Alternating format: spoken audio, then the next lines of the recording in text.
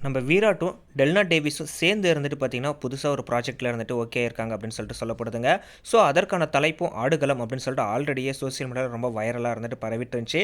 அதுதான் தலைப்பு அப்படின்னு சொல்லிட்டு தான் இதுவரைக்கும் கன்ஃபார்மா இருந்துட்டு சொல்லப்பட்டுட்டு இருக்கு. இதோடைய புரொடக்ஷன் டீமும் இருந்துட்டு சரிகம தான் அப்படிங்கிற மாதிரி இருந்துட்டு கூறப்படுது. அதுவும் இருந்துட்டு சன் டிவில இருந்துட்டு இரவு 7 மணிக்கு இருந்துட்டு இது ஒளிபரப்பாகிறதுக்கு நெறைய வாய்ப்பு இருக்கு அப்படிங்கிற மாதிரி இருந்துட்டு கூறப்படுது. ஸோ, இரவு 7 மணிக்கு இப்ப இருந்துட்டு பார்த்தீங்க அப்படின்னா, சுந்தரி தொடர் வந்துட்டு ஒளிபரப்பாயிட்டு இருக்கு. கூடிய விரைவிலே அந்த தொடர் வந்து நிறைவு பகுதி அடையறதாகவும், அந்த நேரத்தில தான் இந்த தொடர் வந்துட்டு ஒளிபரப்பாக போறதாகவும் இருந்துட்டு கூறப்படுதுங்க.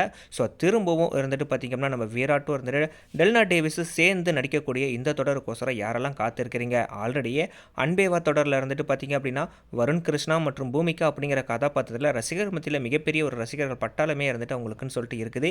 இப்ப திரும்பவும் இவங்க 2 பேருமே பேரா நடிக்கிறதுனால இருந்துட்டு மிகப்பெரிய அளவுல எதிர்பார்ப்பு இருந்துட்டு இருக்கு அப்படின்னு இருந்துட்டு சொல்லலாம். அதுவும் ரொம்ப ரொம்ப முக்கியமான ஒரு பிரைம் டைம்ல தான் இந்த தொடர் இருந்துட்டு இப்ப இருந்துட்டு ஒளிபரப்பாக போகுது அப்படிங்கிற மாதிரி இருந்துட்டு கூறப்படுது. ஸோ இது தொடர்பா இதுவரைக்கும் இருந்துட்டு பார்த்தீங்கன்னா, புரொடக்ஷன் தரப்புல இருந்தும் சரி, சேனல் தரப்புல இருந்தும் சரி, எந்த விதமான அஃபிஷியலான அனௌன்ஸ்மென்ட்டும் இருந்துட்டு வர கிடையாது.